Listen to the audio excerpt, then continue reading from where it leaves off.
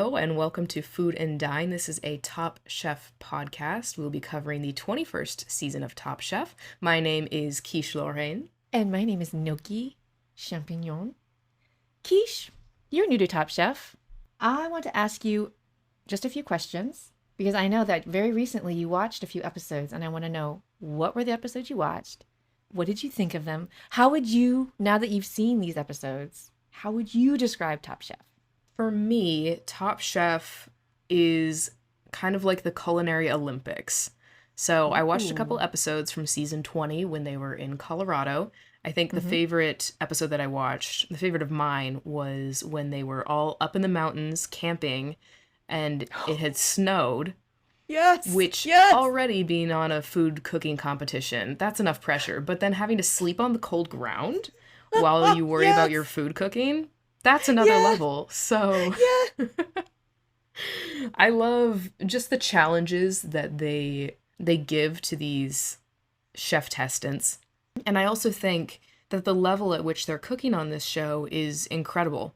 So I want to compare it. I said it's like the Culinary Olympics. I want to compare it to the Olympics, which a lot of people are familiar with. You know, we all have our favorites, whether it's the ice skating programs or the gymnastics team, all of this stuff. Maybe you're a rowing person. I don't know.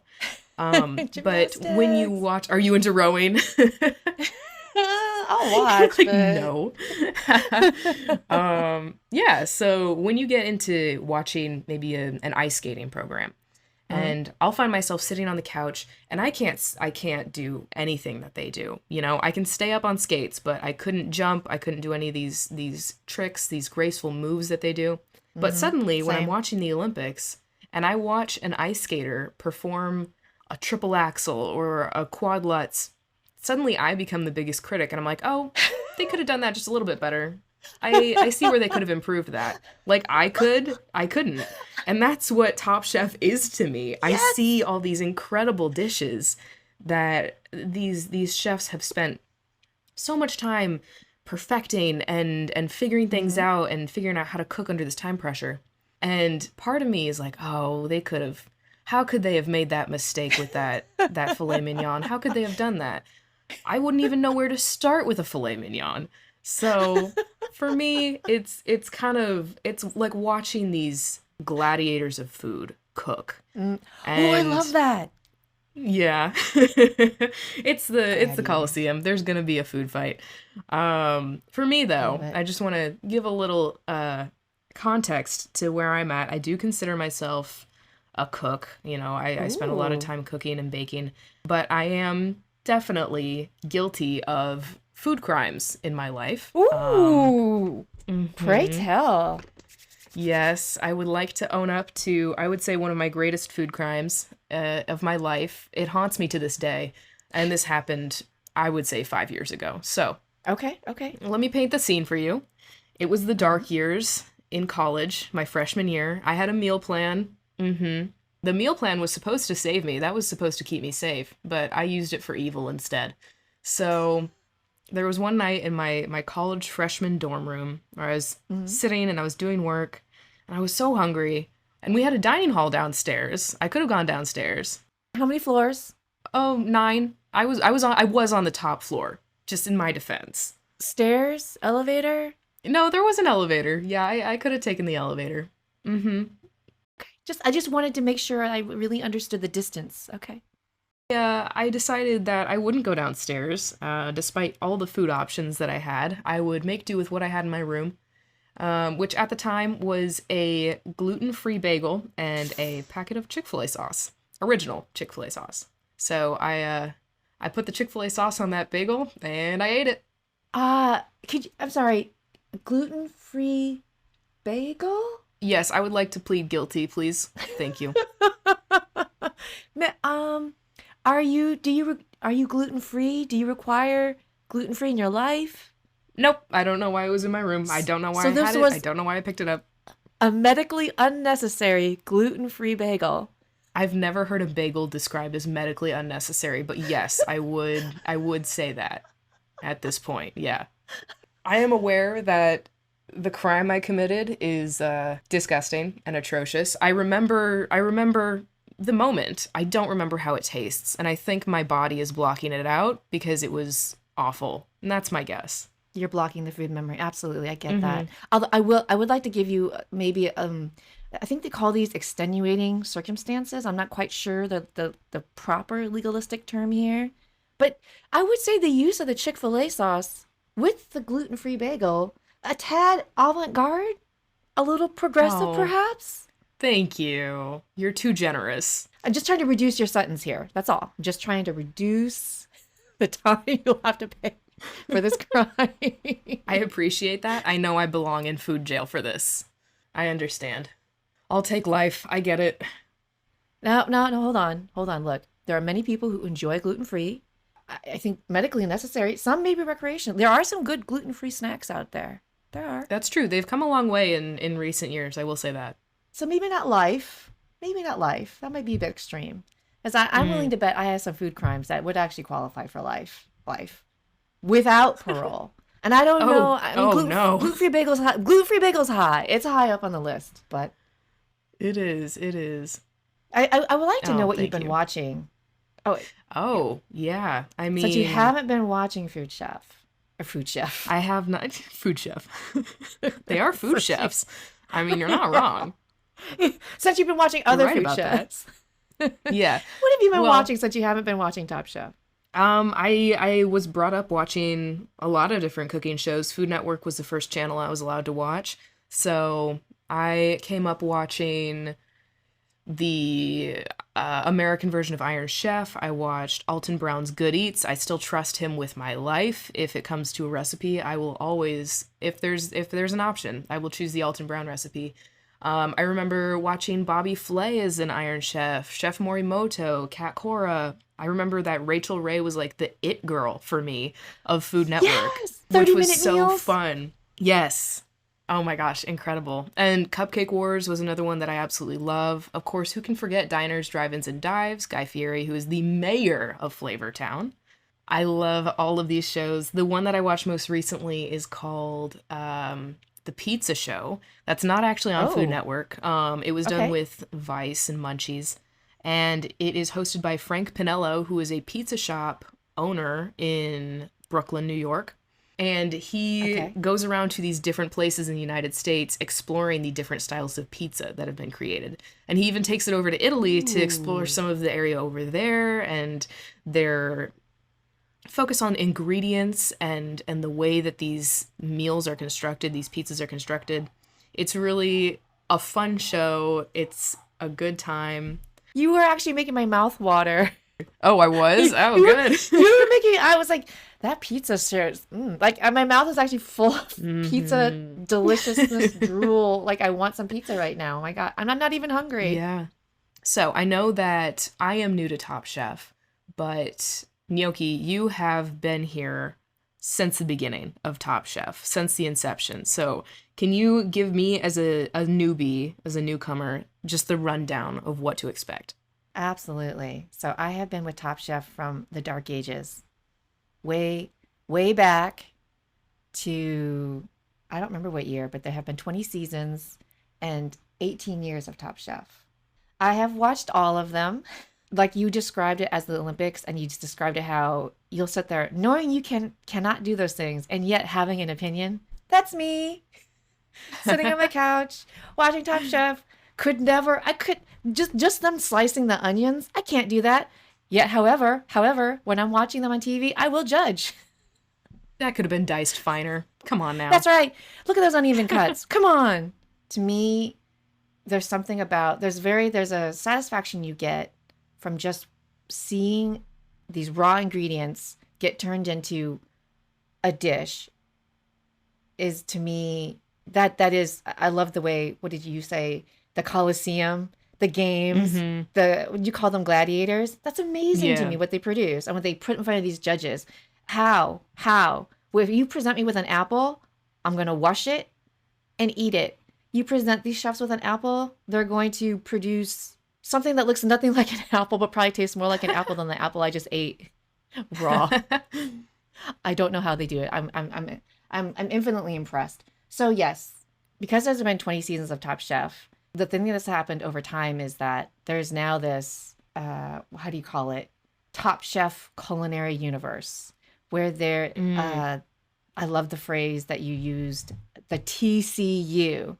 So now when I Top watch Chef shows, Universe. Let's uh-huh, go. woo-hoo, I feel like there needs to be a bullhorn. TCU. Yeah. So now when I watch Food Network shows, I see so Mm-hmm. many Top Chef alums pop up on Food Network. It's literally the Top Chef Culinary Universe. All right. For those of you who may not know, who are new to the Top Chef Culinary Universe, to the TCU. Sorry, I just love TCU. I'm gonna use it No, so that's often. okay. You gotta get excited about it. All credit to you. Love it. All right. So for those of you who may not know, Top Chef is the king and queen of culinary competition. It's in a long line of shows, cooking competitions, and then in my mind, they perfected it with Top Chef. Yeah. And I love it. So what it is, they bring in X number of chefs, and they I think 15 or 16 chefs per season, and they put them through various challenges, and at the end, one winner comes out. That is essentially Top Chef. Ooh, that's a lot of pressure. I mean, if it's a tried and true method of finding the best chef, then and they've done it for the past 20 seasons. So I'd say it works. But I want to know what's getting you excited about this upcoming season. Oh, Gnocchi. yes, thank you. Yes. So yes, it's been on for 20 seasons, but this 21st season, there's going to be a new host. And so in my mind, it's going to bring in a new generation, perhaps. I mean, we're talking 21 years now. So people such as yourself, first time Top Chef viewers, maybe coming to the show. And that's exciting to me, bringing fresh blood, new host. The new host is actually Kristen Kish. She won season 10 of Top Chef. So All Kristen right. Kish was the executive chef for her restaurant in Restaurant Wars. Her team lost, and so therefore, as executive chef, she was eliminated.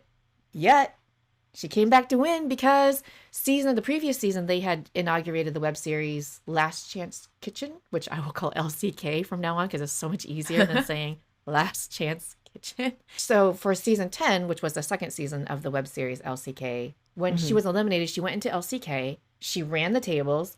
She beat everybody in LCK. And LCK is everyone who's eliminated goes to Last Chance Kitchen. And I think the phrase you used was Redemption Kitchen, which I love. Yeah, I couldn't think of the exact name of it. But that's exactly what it is. You lose, you get eliminated on the show, you go into Last Chance Kitchen, and if you beat everybody there who comes in there, who's ever the last person standing in LCK comes back into the regular show and can compete. So she ran the tables in season 10.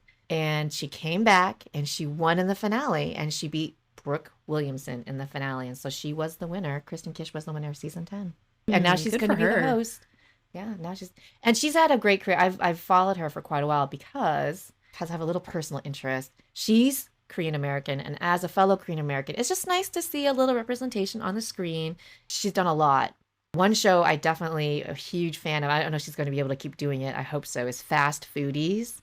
And the premise of that is her and two other chefs who are also Top Chef alums, Justin Sutherland and the other chef, Jeremy Ford. He actually won his season. Justin did not. But the three of them get presented with a fast food dish that they need to convert into a fine dining dish. Oh, It's a that's lot a of fun fun. idea. It's a lot of fun. It's a lot of fun. There's only been 2 seasons that I know of so far. And maybe her having this gig now will put the kibosh on that, or maybe we'll get a different chef. So I'm a huge fan of Kristen Kish. I'm very excited to see what she's going to bring to the Wisconsin season. The basic thing with Top Chef is every year they'll visit a different host city. Sometimes it's a host state or host. I don't think they've done a host region yet, but they usually do a different city each year. And the way that impacts the actual season is they'll maybe have local chefs come in as guest judges, or they'll work with particular ingredients that are, and not always, but it'll add a flavor to the season. So for example, if they're cooking in Texas, you might see they had a barbecue challenge, right? Because that seemed relevant for there. Or they had, I'm not sure if they did a fish boil or anything, or crawfish boil when they were in South Carolina, but they'll do something that ties to the region or the state or the city that they're in. So we can expect for the Wisconsin season, cheese curds, maybe. Have you ever had a cheese curd? I actually have. I have family in the Midwest, and so whenever we're out and about in near Amish country, um, specifically around Indiana, we would go and we'd pick up some of our Amish made produce, spices, and the random things that they have there.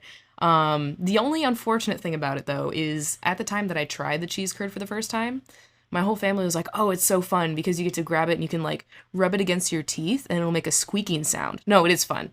It is fun. But at the time, I had braces, so I couldn't do that. I had to miss out on that and just eat the chunk of cheese like I was biting into a cheese stick. I didn't get to have fun with it. But yes, I have tried a cheese curd before. It's very so good. It's like a cheese stick? It's like little, yeah, I mean, that's the best way I could describe it. It's like if you were to take like just a regular cheese stick and it's just like little pieces. There's some restaurants and fast food chains in the Midwest that sell deep fried cheese curds, which those are also good. Yeah. I've never had a cheese curd. I've never seen a cheese curd.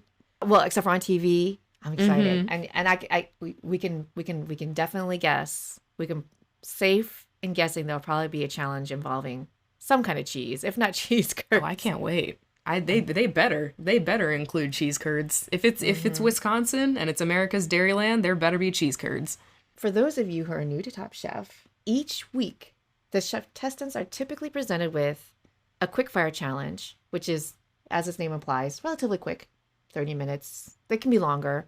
And then later, for the second part, they'll have an elimination challenge, which will be longer. And those run time. You know, if they have a barbecue challenge or a chili challenge, those have gone 24 hours. But typically, they're definitely longer than your 30-minute whatever quickfire. And in the past, with quickfires, you could win certain things, but the big prize was always winning immunity from being eliminated. So what that means is you have your quickfire and you can potentially win immunity from being eliminated. Then you have your elimination challenge. And let's say in your elimination challenge, you put up the worst dish, but you have won immunity in the quickfire challenge. So therefore, even though you have the worst dish, you cannot be sent home in the elimination. Does that make sense? Mm-hmm. Yeah. Okay. Yeah. So I want to ask you a question. Let's say you have in the quickfire, you've made this amazing cheese curd dish. You have won immunity from elimination, but in the elimination challenge, you make a booyah stew. That's literally the worst, the worst. And you should go home, but you have immunity, so you can't be eliminated. My question to you: would you give up your immunity if you had won it fair and square in the quickfire? Would you give it up in the elimination challenge and choose to be judged on your worst dish and potentially probably go home? You know, I feel like, I mean, when you say you want it fair and square, it's like, yeah, okay, I put in the work for that, and that is a reward. But at the same time, being who I am without an ounce of competitive spirit in my body, I think I would just roll over and be like, all right, I'm going to go home. I'm going to take a nap. It's been a lot of pressure recently, guys. I've made a lot of food. This one's the one that I go home on. That's all right. I'll take it to go and I'll eat it at home. And I would just go. I would leave. Even if I had that saving grace, I'd be out. Wow. Okay. Wow. Because actually, that's exactly what happened with, season 14 in Charleston. Top Chef. Jamie Lynch had won immunity fair and square in the quickfire, and then they were put in teams for the elimination. And then on his team, which was the losing team, he had the worst dish on his team, and he gave up his immunity so that he could be judged along with the rest of his team, and he was indeed sent home. I thought that's incredible. Major props to you for. He stood behind his dish. It was terrible, and he said he deserved to go home, and he gave up his immunity so that his teammates wouldn't have to, otherwise one of his teammates would have gone home, right? And they didn't make the worst dish. I thought that was amazing. Even now, it's amazing. He also, nowadays he has his own podcast called Eating Habits. I'm a fan of his from that day. I thought it was such an incredibly honorable thing to do, which just means I'm saying that for you to say that you would do that, I think that's incredibly honorable. Like, oh, to say, thank you, even though I was, that. that's just like, I'm really impressed by that, because there have been many winning immunity in Quickfire has impacted many judgings, many eliminations over the 20 years. And the other one I remember most significantly was when someone chose not to give up their immunity, right? And it's not something you have to do. Obviously, you want it, you don't have to give it up. It was almost the same situation where he won the immunity in the Quickfire fair and square. Then there were teams for the elimination. And then on his team, he had the worst dish. And this was Nicholas Elmi. That was season 11 in New Orleans. And he made this dish. So are you familiar with corn? Like when it comes off the stalk, it'll have the green outer leaves on the it. Husk. Yeah. The husk. Yes. Thank you. The husk. I got you. And then it has the silk on in that's kind of wrapped, or the corn silk, I guess. Yeah. He took the corn silk, right? He fried the corn silk. He made a nest with the fried corn silk and then put whatever food in the nest. This dish there have been a lot of terrible dishes on Top Chef. Many. Just you give people 30 minutes and no time. Some scary things are going to literally the worst. And this was an elimination challenge, so there was really no excuse for this in my mind. This is not a quick fire. This was an elimination. He made this fried corn silk thingy. It looked like a bird's nest. One of the judges held it up and said it looked like what you pull out of your shower drain. And when they were holding it up, waving it around, that is literally what it looked like on screen as well. Like that, I was like, that description, no notes. That looks like the hair I pull out of my shower drain. Ooh. Heinous. And it apparently did not taste great, look great, nothing. The other two people on his team made the favorite dishes of the night, right? Judges love them. Yeah. But he had won immunity, fair and square. And people said, would you consider? And he said, no. I want immunity. I want it. So he kept his immunity, and someone who did not deserve to go home, Stephanie Sumar, sorry if I'm saying your name wrong, Stephanie, she went home instead, and I'm still bitter about it all these years later. Still bitter. 'Cause see, like if I were on national television and a meal that I cooked was described as shower drain hair, I would not only go home, I would go off grid. You can't find me anymore. I'm done. It's done. Like, the boldness of him staying after having his food be called shower drain hair, props to him on that at least. Shoot, that's a lot of confidence. And he won his season. He ended up winning his season.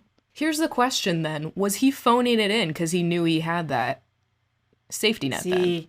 That I love that you just said that, because I don't know necessarily that he was phoning it in.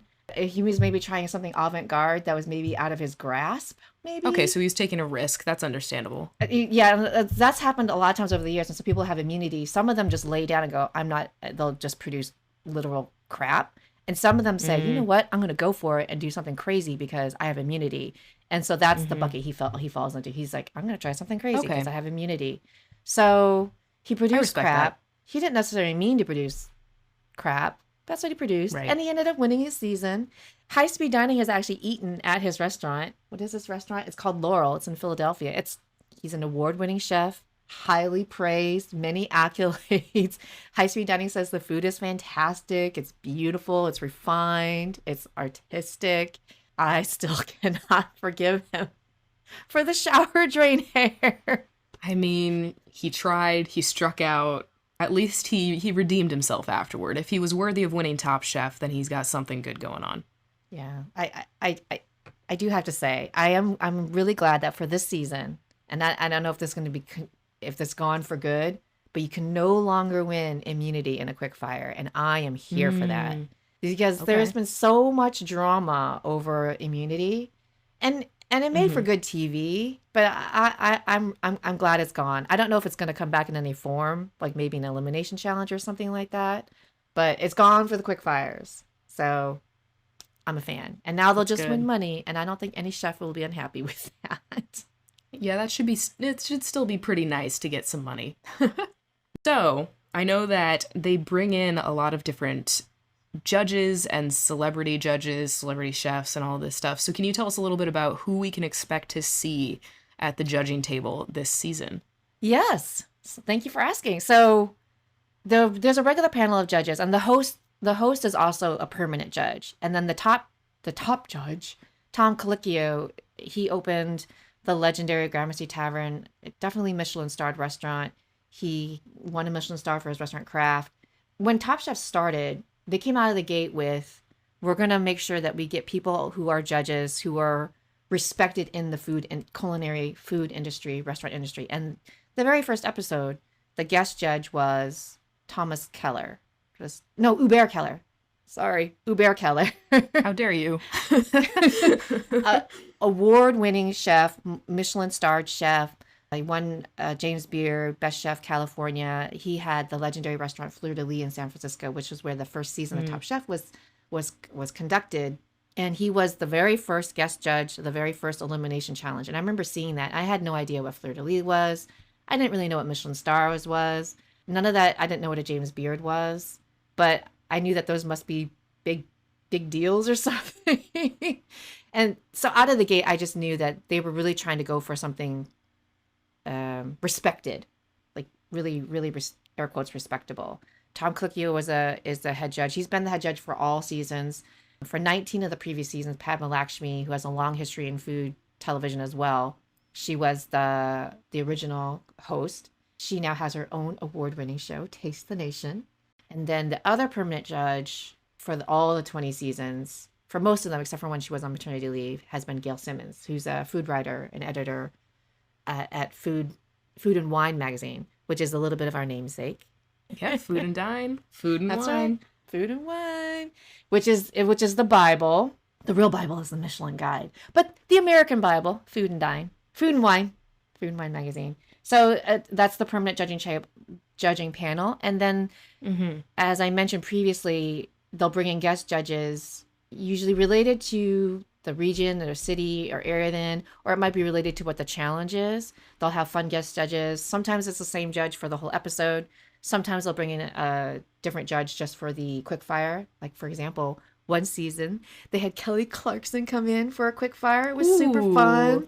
It was when cool. It was when she was starring in Trolls. So the Quickfire challenge was they presented the chefs with foods of very specific colors. So like you could only cook with yellow, you could only cook with orange, you could only cook with blue. It was super fun. The food that they made was honestly incredible given what they had to cook with. I was like, you have to cook with Skittles? What? Ugh. Oh, gosh. I can't remember all the foods they had because they could only cook with certain colors. That was super fun. So they all have like different guest judges. And then, so this season, a couple that I know of from the trailers are going to be Matty. He plays Neil. He plays Neil the maintenance man on The Bear. And in real life, he's a Canadian chef. He has a couple restaurants. I want to say in Ontario, perhaps, Toronto, Canada. And he's also one of the writers on The Bear, which is one of the reasons why that show has a reputation in the food industry as being pretty darn accurate, because the writers on the show are, for the most part, have something to do with the food industry itself. And so he's going to be one of the guest judges, and that should be super, super fun to have him on. Another guest judge is going to be Carla Hall, is herself a Top Chef alum. She's also regularly on Food Network. She's currently judging on the current season of TOC, Tournament of Champions, on Food Network. And the other judge, one of the other guest judges, celebrity judges, is going to be Brittany Snow, who has been in Pitch Perfect. And also, this movie called X, American slasher film, I believe it was described as, which when I saw that in her bio, it made me want to ask you about your recent experience, because I believe you were just very recently in a American horror film, you might say. Yes. Yeah, Would you could care say to tell the that. class about this experience? Sure. Yeah, so the project is called I Scream. That's I as in EYE, Scream. Play on ice cream. It's written, directed, and pretty much everything by a filmmaker by the name of Talitha Barco. And I was cast in it to act alongside her because she's in it as well. I don't want to give too much away, but it is a fun kind of little spooky, little gross short horror film about two ice cream shop workers who come into work, they're cleaning up, and then they find something in the freezer that shouldn't be in the freezer, and then they have to navigate through the day after that. I love it. I love it. It kind of makes me wonder what Brittany Snow is what they're gonna have her do. Like, I wonder if it's gonna be related to her slasher film or something else in her filmography. Yeah. Exciting. If they make her sing her song, since she's from Pitch Perfect, force her to sing about the food. Which would be fun in its own way. All right. So we wanted to give you, our wonderful listeners, an idea of the kind of podcast format you can expect from us here at Food Dine each week. Every week, we're going to break down the quickfire and elimination challenges, the dishes that are made, things that stood out to us. We'll talk about who went home. We'll talk about who probably should have went home. And from time to time, we'll even bring in our own opinions on these different challenges. So we'll be pausing the show in the midst of watching it, taking the requirements that are placed on these chefs and figuring out what we would do ourselves in these situations and seeing how our dish ideas that we have come and stack up against the ones of the chef testants in the show. And by I would like to clarify, I cannot cook. So what's really going to happen is Quiche is going to tell us what she would do since she can actually cook. And I'm going to sit in amazement and awe as she describes what she would do instead. I mean, if it's anything like my food crimes, you will be sitting in stunned silence, that's for sure. No. Actually, hold on. Please tell the class, because I know you have some cooking experience. You actually have something of a culinary background. Do you not? I do. I think it generally started when I was watching Food Network as a small child, like a 4-year-old. I wasn't into the regular narrative TV shows that kids my age were watching. I was all in on Iron Chef. So I had an interest in food at a very young age, and my mom has this recipe card in her files of the very first recipe that I made, which was a soup. It was not good. No, I mean, it was cute for me to make as a kid, but it's not like an actual soup. I'm gonna spare you guys the story of the ingredients that I included in this really weird soup, but suffice it to say, I've enjoyed cooking ever since. My family is a big home cooking family. We rarely ever ate out, so I'm used to having flavors from home and this idea of how can we make this ourselves. So for myself, one of my biggest, I'd say, ventures into cooking from scratch started when I was in middle school, and I kept pressuring my mom into buying me a pumpkin because I wanted to make pumpkin pie from scratch, and she kept telling me it wasn't going to turn out, but I finally wore her down enough to get me a pumpkin, and I ended up making the entire thing from scratch, crust and all, and it is the best pumpkin pie any of my family members have ever had. Either that or they're lying to me to spare my ego. But I like to think that they're telling the truth. And since then, I've just kind of been obsessed with the idea of cooking from scratch and how I can take these flavors and dishes from restaurants that I see in the world, restaurants that are putting these incredible dishes online, and seeing how I can figure out those recipes for myself. So I've spent a lot of time in the kitchen with my family, experimenting, learning. It's not nearly as close to any of the culinary experience that these chef testants have, but I would like to see how my ideas come into play with theirs. I know, to circle back to the Olympics analogy, sometimes people say, oh, I'd just like to have a regular average Joe swim in the 800-meter competition just to see how fast these Olympians really are. This is what it might be like to watch me try to create a meal in the shadow of these monolith chef testants that exist in the Top Chef universe. So it should be a good time. You'll be the control. I love it. Yeah. But I'm not going to be the only person with culinary experience that we have here on this show. We are going to be bringing on a fine dining expert, Michelin star restaurant patron who frequents these places everywhere, HighSpeedDining. This is a podcast friend of ours who will be sharing his expertise about the fine dining world as we go through this Top Chef season. He has enjoyed more than 900 Michelin star meals.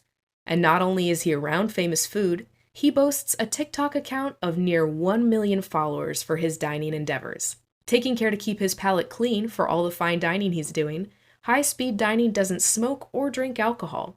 He is a specialist in fine dining and championship level food, which is why we're excited to have him here on our show as a regular for snack time. This guy sounds amazing. I'd love to meet him. Holy cow. What a crazy person. What's up, everybody? Oh, hi, HighSpeedDining. Hello. Hi. Hi there. We are beyond excited to have HighSpeedDining on our show as our resident local fine dining expert who has experienced the tastes and flavors of a lot of these Michelin star restaurants. So welcome to the show, HighSpeedDining. Would you like to tell us a little bit more about yourself and what got you into the fine dining sphere? Well, I was hungry and I like to eat. The end. No, first off, congrats, Quiche and Gnocchi. This is the debut show? Yes. Yes.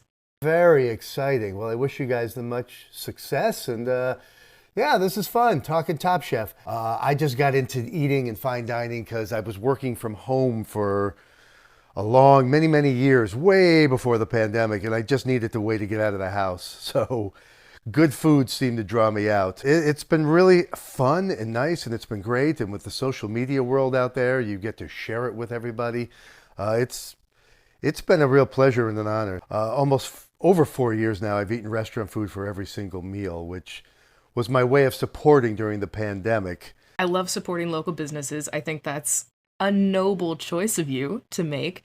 But that being said, I want to know, out of those 4 years, do you have an all-time favorite dish that you have had that, like, it flies high above the rest? I'm curious if there's something that stands out in your mind.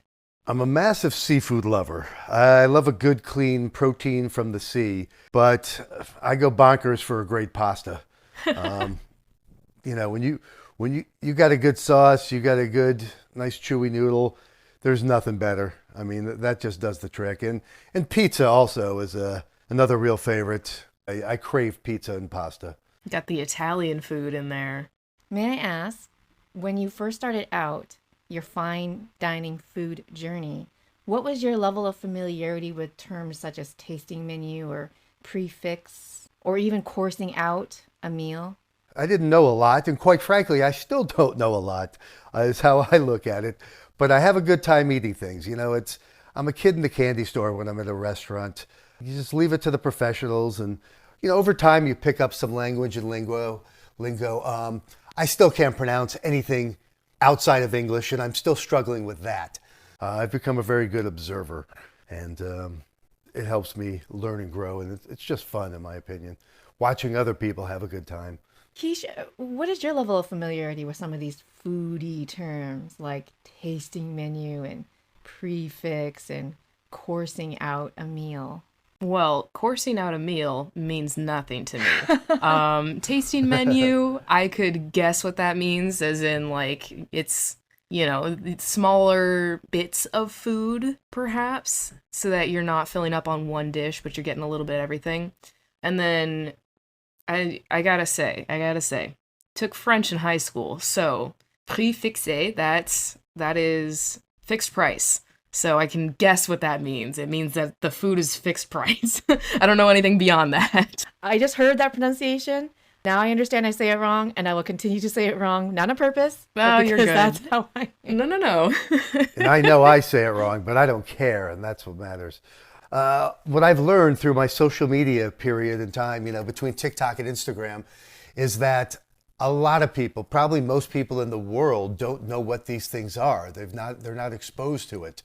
America's a huge country, but most people don't live around a big city that has these high-end types of restaurants and, uses these different definitions that most people are used to. And then most people can't afford this type of a meal as well, so they just don't know. And that's fine. We're all who we are, and we enjoy what we enjoy. But the goal, I would hope, of a show like yours is to help educate people, and you learn together with them and sharing all this joy and figuring it all out. But you guys are going to educate and teach a lot of people things. And Even me, I'm going to learn some great stuff from you guys. So Please, actually, what is a tasting menu? How would you describe it, High Speed Dining? I'll describe it as I describe it in pizza terms. Imagine getting a pizza pie that's 8 different slices, and each slice is a different type of food, a different ingredient on it. You would now be able to try so many different things in that one pie. It's really about sampling different things, lots of little things that add up to a big meal. But that sounds great, right? Ooh, I get to try something of everything. That's what a tasting menu is. So it's just really a way to taste a lot more food.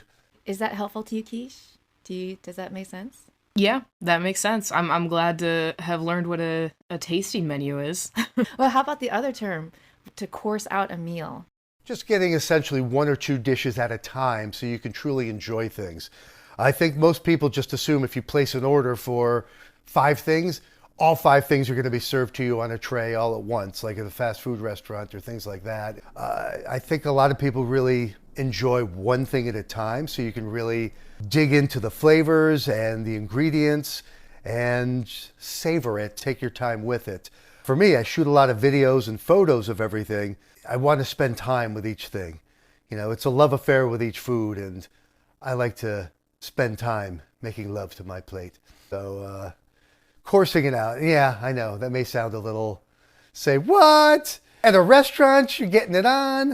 I don't know if we need to continue this line of thought very long. I think we're good to. Well, we'll move on, but we're good to talk about other things. So, can you explain the fixed price vocab term here? That's usually with a tasting menu where it's a set dollar figure for the food you get. So you're not picking a la carte and picking what you want and adding them all in. You're just essentially, it's a pay one price. You get X amount of dishes, 5 or 10 or however many it is. And they're usually served to you coursed out. There's a lot to learn. I need to learn a lot, learn more. I would argue that you know a lot more than you realize after fine dining for so many years. Well, I know a decent amount. I'm more street smart. I can tell you what's going down, and I look forward to being a regular on the show here, discussing what's going on. I look forward to being a part of your little adventure through learning food and discussing food. And I'm up for whatever you have planned. And next time, I'm going to make sure I eat before we talk. I am so hungry. I've just made myself hungry. Any other thoughts before we let High Speed Dining go eat? Oh no, I would not stop a person. I would not stand between a person and their meal. So thank you for coming on and introducing yourselves to our little podcast world here. We'll let you get to eating. Bon appetit. Thank you guys. It's been a pleasure. Much success to you. Woohoo! All right, enjoy. Thank you. In the snack time segment, High Speed Dining will tell us in which order he would eat the top 3 dishes in the elimination challenge based purely on our descriptions of those dishes. Some other tasty morsels you can expect from our show, Food Dine. We will be standing in the court to hear the sentences of our food crimes, different things that we've done in the past that we are not proud of, but nevertheless, things that we've done. We're going to talk about the food shows that we're watching when we're not watching Top Chef. And we're also going to be talking about what we're eating and a little bit about who's getting us excited in the culinary world. Not necessarily people who are part of the Top Chef Culinary Universe, but more grassroots, people on social media who are putting out cookbooks and creating these recipes. We're going to be getting into these different food content creators and sharing a little bit about what's exciting us about them. So, Gnocchi, I wanted to ask you, just to start us off really quick, what's a food content creator that's really getting you excited these days? One of my favorites is TheKoreanVegan, and it's because something you don't see vegan food creators a lot, and you certainly don't see them doing well on social media, and she's doing very well on social media. Her TikTok is just one word, TheKoreanVegan. And also, she started life as a lawyer, which is fascinating to me. And then, of course, I'm just a fan because she's Korean American. And of course, I love food creators who aren't Korean American, but I love to see it. So that's why I'm a fan. I would like to know if there's anyone that you're repping that you're really interested in lately. Oh, yes, there is actually. There is a content creator. You can find him on Instagram, TikTok, YouTube, but he goes by the name Trace's Oats. His name is Trace Alexander, and a number of years ago, he started making oats and eating oats each and every day. And this might sound kind of insane, but the whole point is that he's creating these different recipes that are healthy and fun, ways to make oats more palatable, I would say. So there's baked oat recipes, blended oats, overnight oats, all these different styles of ways that you can eat oatmeal. And I think it's just an excellent idea. He specializes just in that. So when you go to his page, you know what to expect. So if you're looking for an oatmeal recipe, you're going to find it with him. He even sells a cookbook. It's called the Most Outstanding Recipe Book. Oh, I love it. It's great. It's punny. It's full of good ingredients and good food. So he's a content creator that I'm liking a lot if you're looking to follow a healthy lifestyle that is just a little bit more tasty than usual. I dig it. The Forrest Gump of oats. Yeah. We'd like to thank you guys for listening along and spending some time with us on this very first episode of Food and Dine, the podcast. We'd like to invite you to find us on social media. You can find us at Food and Dine or Food and Dine Podcast on any of the social media pages that you frequent. And we will see you next time to discuss the chef testings for Top Chef Season 21. That will be premiering on Wednesday, March 20th, so mark your calendars. Our Food and Dine podcast will drop every Saturday after Top Chef airs. Thanks for coming along with us on the journey, guys. Welcome to the table. Let's eat.